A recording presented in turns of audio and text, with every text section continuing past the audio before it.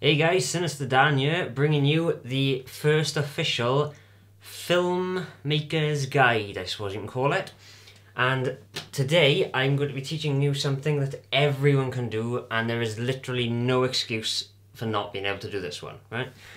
I'm going to show you how to fake a pull focus, or a focus pull, whatever you want to call it. Now, first of all, right, what is a focus pull? Right, a focus pull is used in filmmaking, and it's like a really artistic sort of shot, or it can either be used just to follow someone around the room. So, for instance, let's say, right, normally in film you have the background out of focus, and you have your subject, say the main character, in focus, right? And let's say he starts at one end of the room, or he starts at like a far end of the room from a door, and then he's got to walk closer, sort of right up to the camera, and talking to whoever the camera's representing.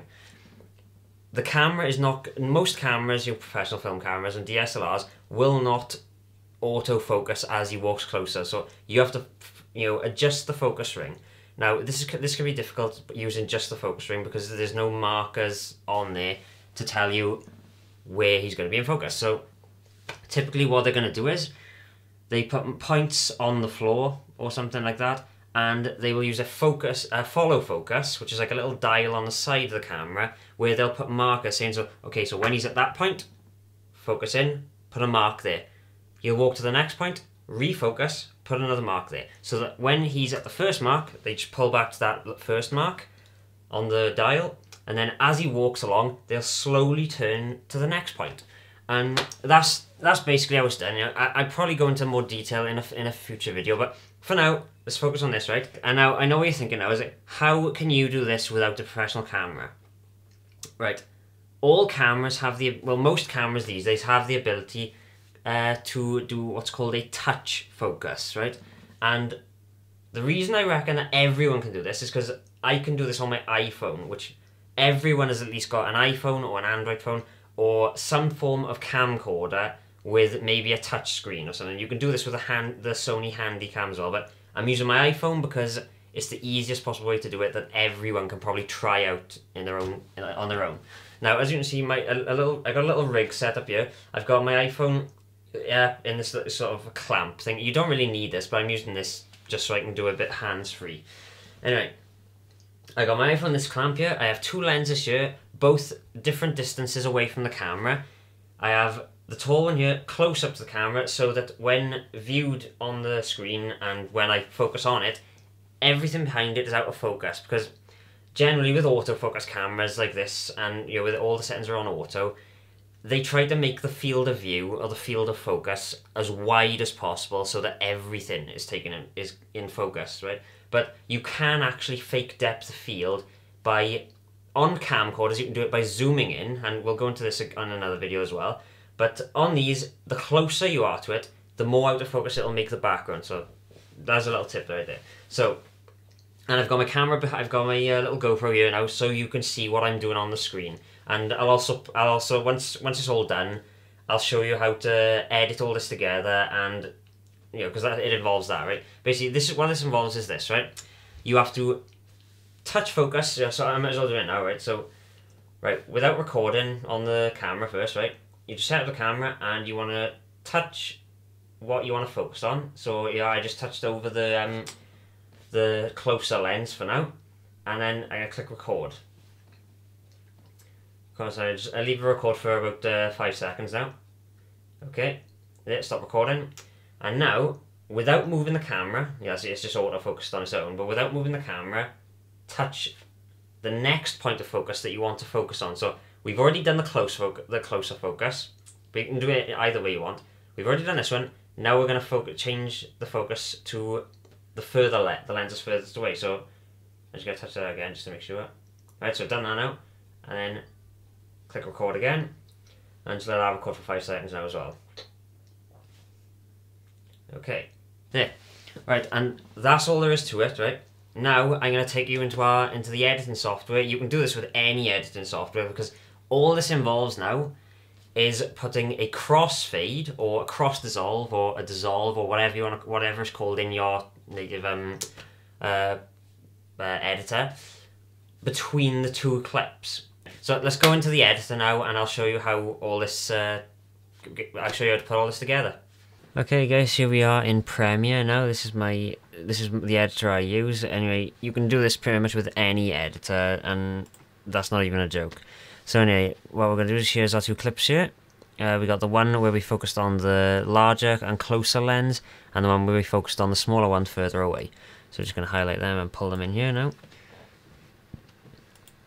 Right, so let's pull them in.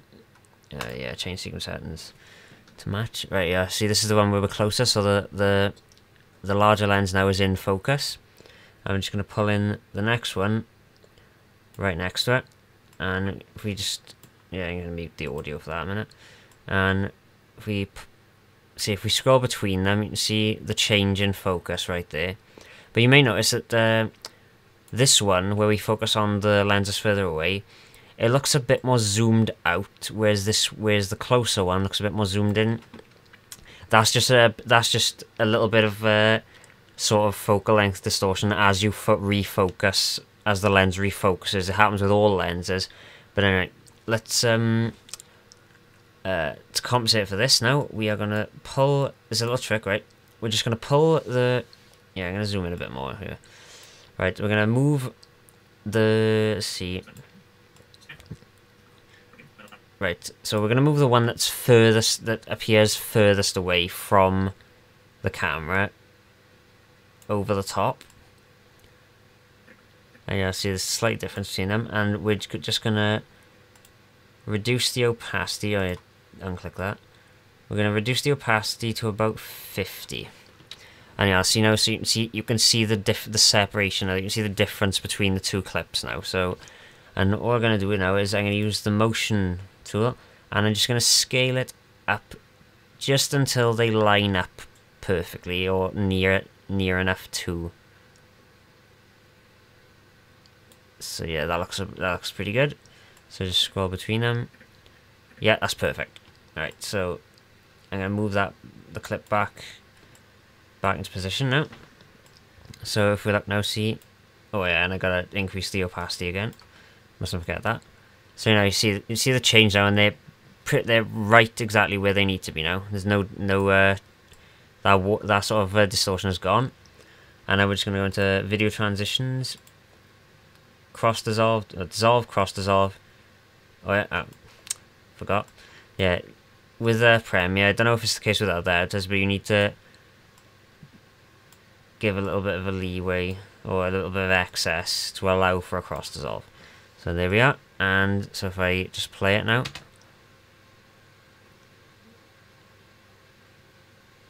and there we are, a perfect cross dissolve that is. You may notice the lighting changes a bit, but I wouldn't worry about that really. I mean, if it bothers you that much, you can adjust the exposure or brightness or something and contrast. But yeah, that is a perfect cross dissolve. So you go from the close-up to the wide, and you see this is out of focus now, and that's in focus. And I think if you want to do this in Sony Vegas, I think all you do is pretty much the same thing, only when you want to do the cross dissolve, I don't think you drag and drop it. I think you just take them and you overlap, you push them into each other and overlap them. So yeah, I haven't used Sony Vegas in a while, so I'm not sure. But yeah, that's how you fake a focus pull. Okay, so I hope you enjoyed that. I hope you learned a lot from it as well. And please, if you try it out, please record it and leave it as a video response to this video, because I really want to see how many of you managed to do it in your house. Right, the only requirements is, so I'm just do a recap now. The requirements is this, right? Your camera must remain still. That's the main reason I've got this right here. You can, right, with a phone, because the actual camera's off, sort of like onto the side or in the corner, you can achieve this by putting it on its side on a flat surface, then get something like a box or a book and prop it right up against the one side, and then maybe get another one and try and you clamp that on the other side, you know, as long as it's not blocking the screen, so you want to be able to click record and whatever, right? So, but yeah, that's what you need to do. You need to keep it still, do that, and then all you do, focus on your first focus point, record, when you've got what you want, stop, next focus point, you just click it, and then record again. Put them both side by side in your editor, and then cross dissolve. It's as simple as that. So let me know what you thought of this tutorial. Please let me know, right, rather than making a set list for this sort of filmmaking guide series, let me know what things you guys actually want to learn, you know, and if I know how to do it, I can show you how to do it then. So rather than me just, you know, making tutorials that barely anyone needs to know or probably can't do, I'd rather do ones that you guys want to learn, you know, and actively, so it makes it a bit more personal then for you guys then. So let me know what you want to learn for the future videos. Let me know what you thought of this video and if you liked how I did it. And I'll see you in the next one. So, ta-ra.